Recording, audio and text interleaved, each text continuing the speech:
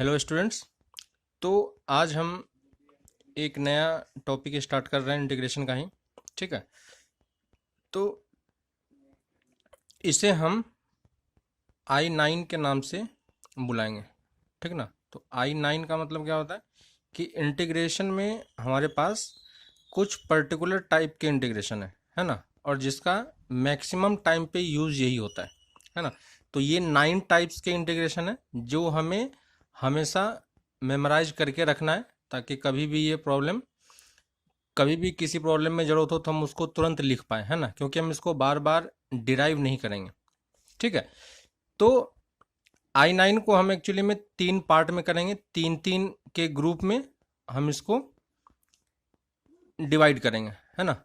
तो हम यहाँ पे इसे पार्ट 1, पार्ट 2 और पार्ट 3 के टर्म से डिसाइड करेंगे। ठीक है, तो ये I9 क्या है, इस चीज़ को हमें समझना है।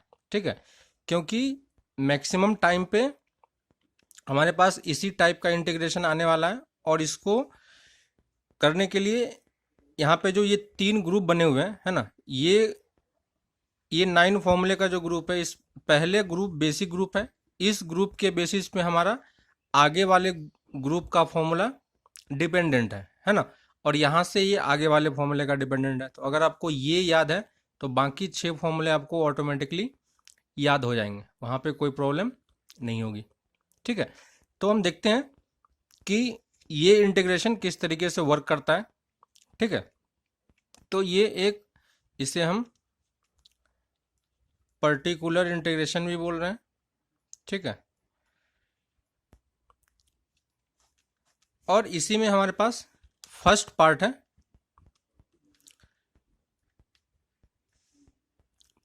तो हम इसमें पार्ट 1 का, इस वाले पार्ट का फर्स्ट पार्ट, और इसे हम टाइप 1 बोल रहे हैं, है ना। तो I9 का ये टाइप 1 है ना। इस टाइप 1 में हमारे पास जो फर्स्ट फॉर्मूला है वो फॉर्मूला ये है, dx upon x square minus a square. ठीक है, पहले हम तीनों फॉर्मूले लिख लेते हैं कि किस फॉर्मेट का होने वाला है, ताकि हमें ये चीज़ क्लियर हो जाए। ठीक है,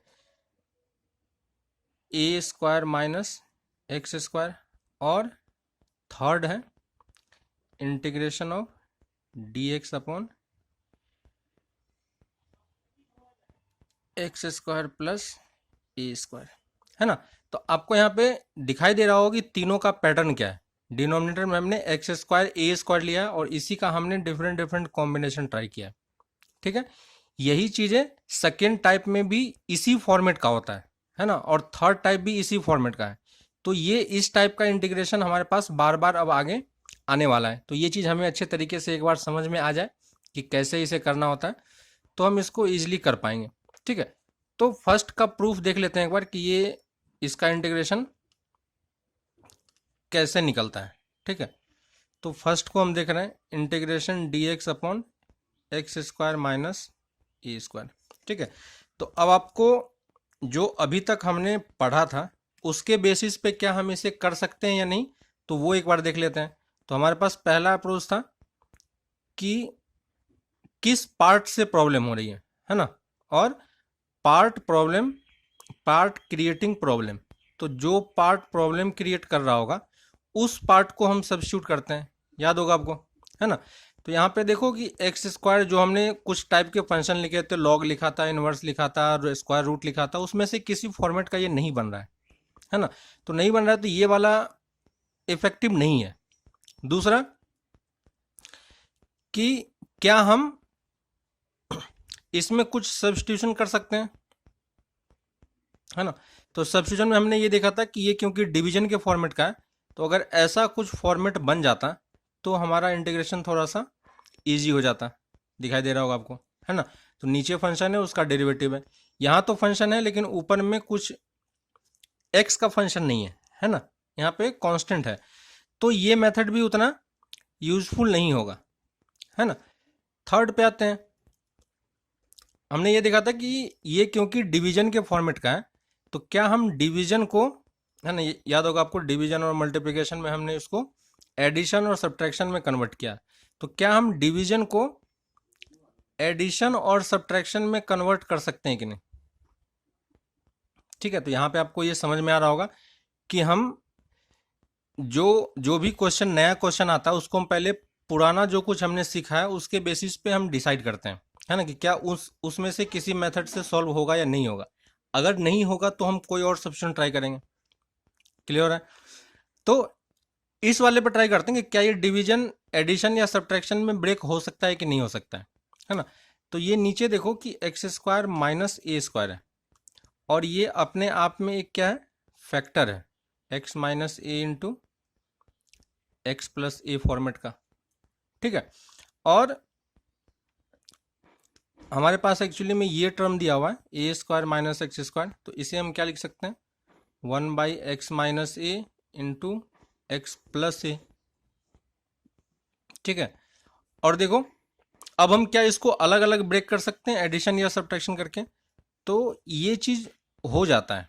ठीक ना, आप सोचने का ट्राई करो कि अगर हमारे पास, अगर हम इसको इस तरीके से ब्रेक करें, है ना, इसको हम कैसे ब्रेक कर रहे हैं इसके बारे में हम डिटेल में और आगे पढ़ेंगे, लेकिन हमेशा हमें ये ध्यान रखना है कि अगर डिनोमिनेटर में लीनियर टर्म होता है तो वो क्या होता है, फैक्टराइज हो जाता है ना।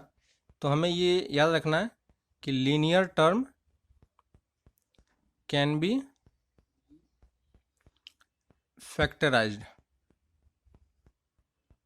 है ना। तो हमने यहाँ पे इसको अलग अलग फैक्टर में डिवाइड कर दिया, तो ये लीनियर फैक्टर है, इसको हमने अलग अलग डिवाइड कर दिया। तो बस ये पॉइंट अभी ध्यान रखो, इस पॉइंट को समझने के लिए आगे एक और इंटीग्रेशन आएगा, है ना, जहाँ हम उसको पार्शियल फ्रैक्शन बोलते हैं। तो पार्शियल फ्रैक्शन वाले पार्ट में ये चीज़ को हम और डिटेल में डिस्कस करेंगे, अलग अलग टाइप का फंक्शन होगा तो वहाँ पर हम किस तरीके से पार्शियल फ्रैक्शन कर सकते हैं और फैक्टराइज कर सकते हैं, है ना। तो इस चीज़ को हम ये लिख सकते हैं, लेकिन देखो अगर इसको हम मल्टीप्लाई करें तो हमें फिर से यही मिलना चाहिए। तो अगर इसको हम मल्टीप्लाई करेंगे तो ऊपर में कितना जनरेट होगा, एक्स प्लस ए माइनस एक्स माइनस ए, एक्स कैंसिल हो जाएगा, ट्वाइस ए जनरेट होगा, है ना। तो हमें यहाँ पे ट्वाइस ए से डिवाइड भी करना पड़ेगा ताकि ये दोनों इक्वल हो जाए, और ये कांस्टेंट है तो कोई प्रॉब्लम नहीं है। तो अब अगर हमें इसे इंटीग्रेट करना है तो उससे बेटर है कि हम इस वाले दोनों पार्ट को इंटीग्रेट करें, क्योंकि हमें इस टाइप का इंटीग्रेशन पता है ना। 1/x का इंटीग्रेशन क्या होगा, ln mod x plus C, है ना। d/dx ऑफ x माइनस ए का इंटीग्रेशन क्या होगा, ln of mod x minus A plus C. Substitute करके आप निकाल सकते हो ये सब चीज़ें। ठीक है, तो हम यहाँ पे अब ये इंटीग्रेशन यूज कर रहे हैं, तो हमें जो चीज़ हमें कैलकुलेट करना है वो देखो, dx upon x square minus a square का इंटीग्रेशन हमें कैलकुलेट करना था, और इसको हम अब ये लिख सकते हैं 1/2 ए कांस्टेंट है, तो उसको हमने बाहर निकाल लिया, और इसको हमने अलग अलग इंटीग्रेशन में ब्रेक कर दिया, x minus a minus integration of x plus a. यहाँ तक आपको समझ में आ रही होगी, और ये इंटीग्रेशन अब क्या है, इजी है। तो ये कितना हो जाएगा, 1/2 a ln mod x minus a minus ln mod x plus a plus C, है ना। और इस दोनों पार्ट में हम, ये 1/2 बाहर है, इस दोनों पार्ट में हम क्या कर सकते हैं, लॉग की प्रॉपर्टी यूज कर सकते हैं। तो ये कितना हो जाएगा, ln mod x minus a upon x plus ए। ठीक है, और ये प्लस सी हो गया।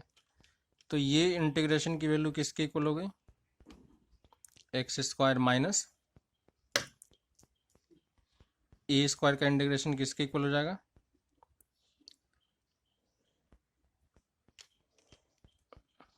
ये इसका इंटीग्रेशन है ना। तो ये फर्स्ट पार्ट है जहां पे आपको अच्छे तरीके से ध्यान देना है कि ये इस टाइप का इंटीग्रेशन हो तो हम डायरेक्टली ये टर्म लिख पाए, है ना।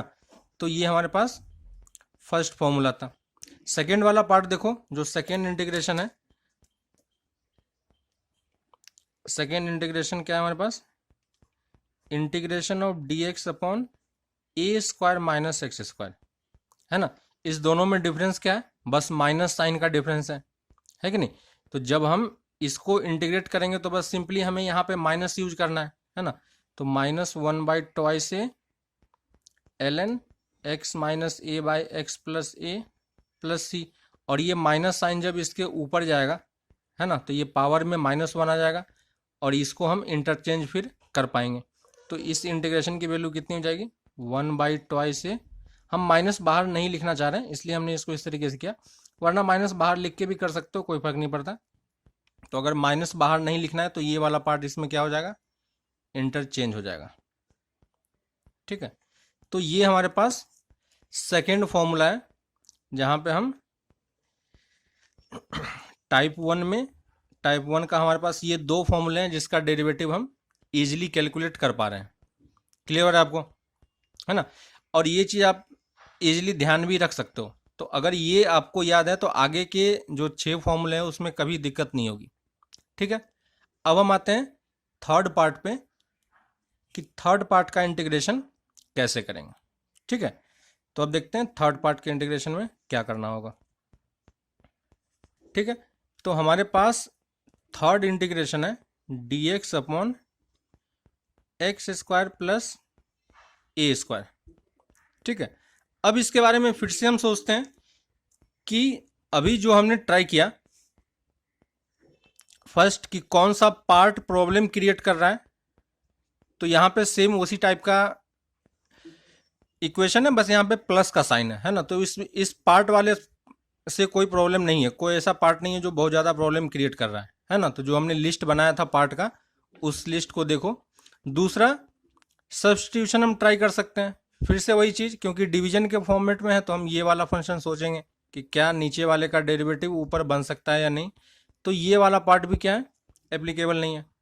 थर्ड पे आते हैं, क्या हम डिवीजन को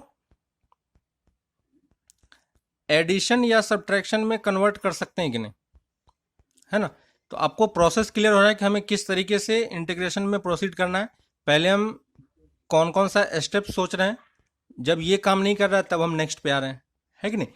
तो अब ये बताओ कि क्या हम इस डिवीजन को एडिशन या सब्ट्रैक्शन में ब्रेक कर पाएंगे। तो क्योंकि ये नीचे वाला पार्ट फैक्टराइज नहीं हो रहा है ना। प्रीवियस क्वेश्चन में जो दोनों पार्ट था उसमें ये चीज़ फैक्टराइज हो जा रहा था, लेकिन ये x square plus a square है तो ये फैक्टराइज नहीं हो पा रहा है ना। तो फैक्टराइज नहीं होगा तो ये वाला पार्ट भी हमारे पास यूज में नहीं आएगा। ठीक है, अब अगर ये सब चीज़ें काम में नहीं आए तो हमें कहाँ पे जाना है, इसके बाद हम जाते हैं सब्स्टिट्यूशन का ही एक और पार्ट है जिसे हम बोलते हैं ट्रिगोनोमेट्रिक सब्स्टिट्यूशन।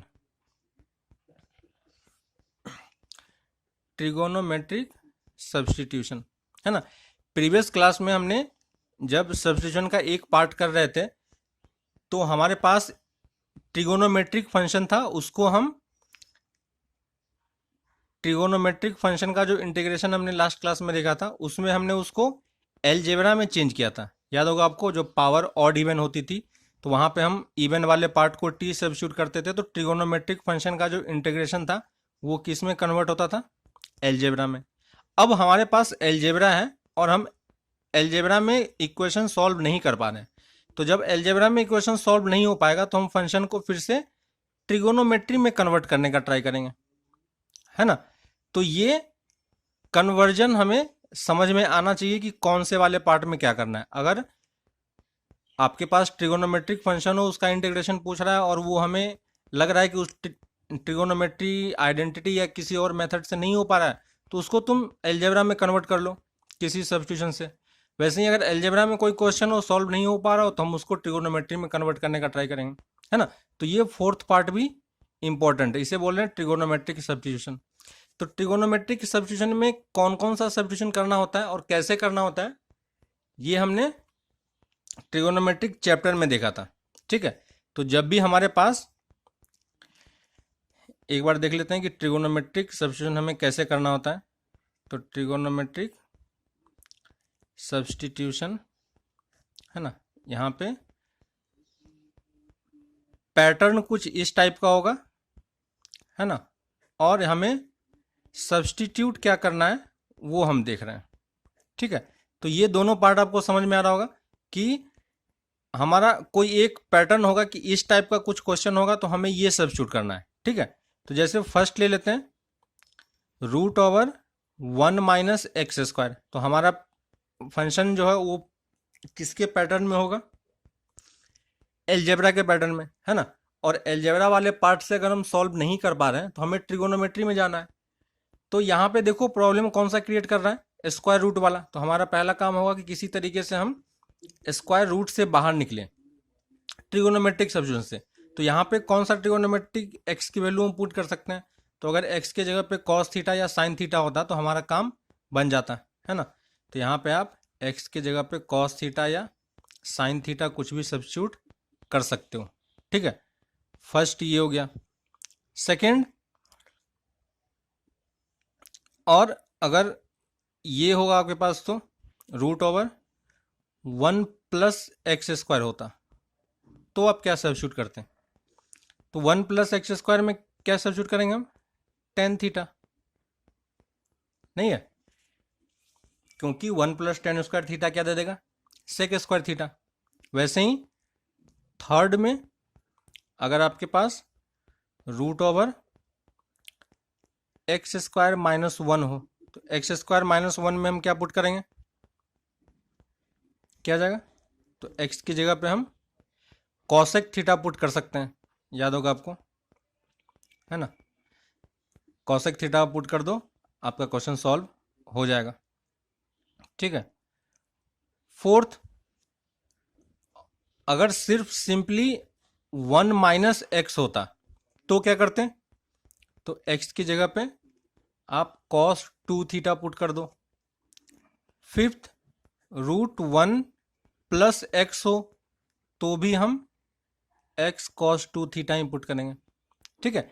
ये चीज हमने जो कॉन्टिन्यूटी एंड डिफरेंशिएबिलिटी वाला पार्ट था उसमें डिफरेंशिएबिलिटी वाले पार्ट में आप ये चीज देखना, है ना। ये अलग से हमने एक पार्ट कराया है ना।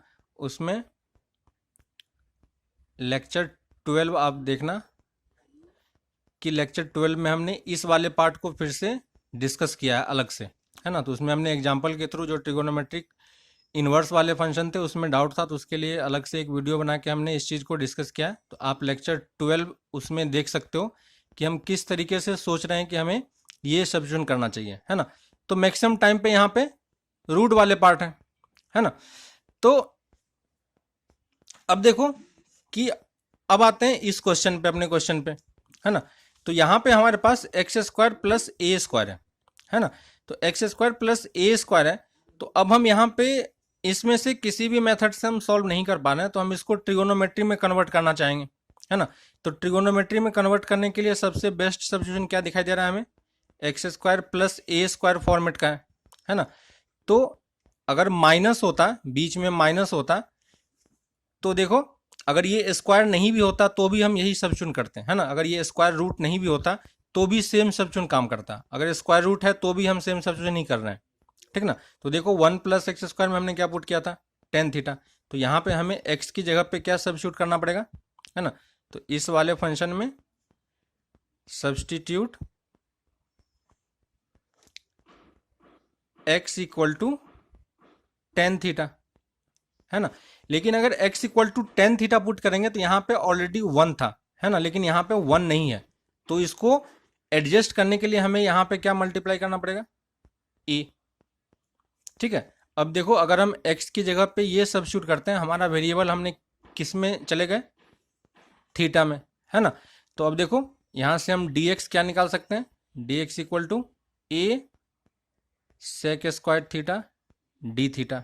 ये पार्ट आप कर पाओगे, मैंने डायरेक्टली यूज किया है कि अगर x ये हो तो हमने दोनों तरफ dx बाई डी थीटा किया है ना, उसके बाद क्रॉस मल्टीप्लाई किया है। तो dx की वैल्यू क्या हो जाएगी ये। अब हम वापस अपने इंटीग्रेशन पे आते हैं। इंटीग्रेशन में हमारे पास ये क्वेश्चन था, ठीक है, integration of dx x square plus a square, है ना। तो हमें यहाँ पे ये सब्स्टिट्यूशन ट्राई करना है। तो dx के जगह पे हम क्या लिखेंगे, dx के जगह पे हम पुट कर रहे हैं a sec square theta D theta. Denominator में x की जगह पे क्या पुट करेंगे, a टेन थीटा। तो a square tan square theta plus a square बाहर आ जाएगा और 1 प्लस टेन स्क्वायर थीटा कितना हो जाएगा, सेक स्क्वायर थीटा, है ना। अब देखो ये दोनों टर्म कैंसिल हो गया, एक ए और एक ए कैंसिल हो गया।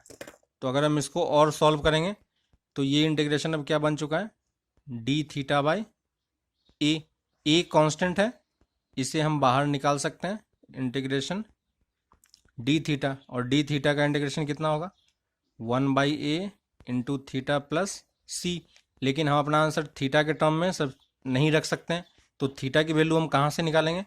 तो देखो इस वाले पार्ट में x हमने क्या सब्स्टिट्यूट किया था, x equal to A tan theta था, तो टेन थीटा की वैल्यू कितनी हो जाएगी, x/a, है ना। तो यहाँ से थीटा क्या हो जाएगा, इसको हम इन्वर्स में कन्वर्ट कर सकते हैं, याद होगा आपको। तो थीटा की जगह पे हम टेन इन्वर्स x/a पुट करेंगे, तो ये कितना हो जाएगा, 1/a tan inverse x/a plus C.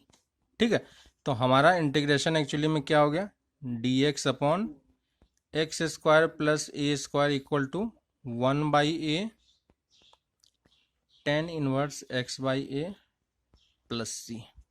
ठीक है, तो ये हमारे पास तीन फॉर्मूले हैं, क्लियर है। एक फॉर्मूला ये हो गया, दूसरा फॉर्मूला जस्ट अभी हमने किया था, x square minus a square और d x upon x square a square minus x square, और ये इंटीग्रेशन कितना होता है, 1/2 ln mod x minus a upon x plus a plus C, है ना। जस्ट हमने अभी प्रीवियस पेज में ये चीज़ किया होगा आपने, x plus A bye x minus A plus C.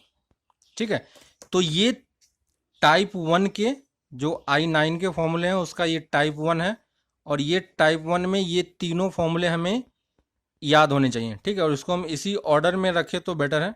तो ये फर्स्ट था, ये सेकंड था और ये थर्ड था, है ना। तो ये तीनों टाइप के क्वेश्चंस आपको क्लियर होने चाहिए, है ना, कि कैसे हम क्वेश्चन सॉल्व करते हैं। ठीक है, एक एग्जांपल के थ्रू समझते हैं कि मान लो हमें इंटीग्रेशन दिया गया dx upon x square plus 25, तो इसको हम कैसे कन्वर्ट करेंगे और इसकी वैल्यू हम क्या लिखेंगे। तो ये देखो ये किस फॉर्मेट का है, x square plus a square का, तो ये आंसर हमारा कहाँ पे जाएगा, टेन इनवर्स में, है ना, टाइप 1 का थर्ड पार्ट, है ना। तो इसको हम पहले अपने इस फॉर्मेट में पहले हम इसको कन्वर्ट करेंगे, x square plus a square, तो एक्स स्क्वायर तो ऑलरेडी है ही, 25 को हम क्या लिख पाएंगे, 5 स्क्वायर, तो ए की वैल्यू कितनी हो गई 5, और डायरेक्टली बस फॉर्मूले में पुट करो 1/5 टेन इनवर्स x/5 प्लस सी। क्लियर। दूसरा एक एग्जांपल देख लेते हैं।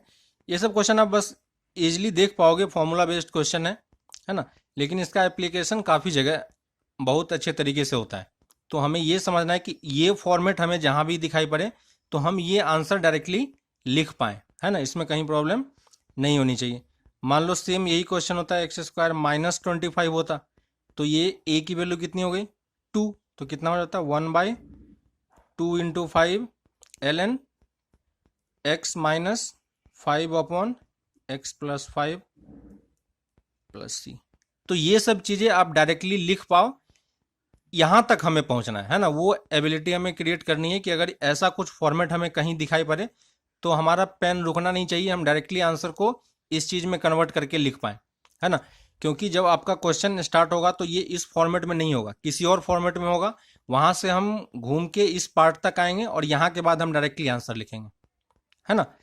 तो यहाँ के बाद आप एक्सरसाइज 7.4 में 2-3 क्वेश्चन है जो पर्टिकुलरली इसी पे बेस्ड है ना, लेकिन जब इसके टाइप 2 और टाइप 3 करेंगे तो और सारे क्वेश्चंस आप इजीली कर पाओगे, है ना। तो क्वेश्चन नंबर 1, क्वेश्चन नंबर 5 और क्वेश्चन नंबर 6, ये 7.3 के ये 3 क्वेश्चन है जो सिंपली इसी 3 फॉर्मूले पे बेस्ड है ना। तो आप ये क्वेश्चन ट्राई करो। इसके बाद जब हम नेक्स्ट क्लास में I9 के सेकेंड पार्ट वाले फॉर्मूले देखेंगे तो वहाँ पे आपको ये चीज़ें और अच्छे तरीके से क्लियर होगी, है ना। तो हमें बस ये फॉर्मेट याद रखना है, क्योंकि यही फॉर्मेट सेम सेकेंड टाइप में आने वाला है और इसी टाइप का फॉर्मेट थर्ड टाइप में भी आने वाला है ना। तो हमें वहाँ पे इसी चीज़ों को यूज करना है, कुछ अलग से यूज नहीं होगा। ये आपको याद है तो वो वाला पार्ट आप इजिली आंसर निकाल पाओगे, ठीक है। तो ये चीज़ आप ध्यान रखना। तो एक्सरसाइज 7.1 के ये 3 क्वेश्चन आप ट्राई कर सकते हो। उसके बाद हम फिर नेक्स्ट क्लास में I9 के टाइप 2 वाले क्वेश्चन देखेंगे कि उसका प्रूफ क्या है और उसके बेस्ड पे क्वेश्चन करेंगे, है ना। इसमें कुछ प्रॉब्लम हो तो आप बताना, फिर हम उसको डिस्कस कर लेंगे, ठीक है। तब तक आप एक्सरसाइज 7.4 कंप्लीट करो, ठीक है। ठीक है, तो नेक्स्ट क्लास में फिर मिलते हैं। Okay, bye.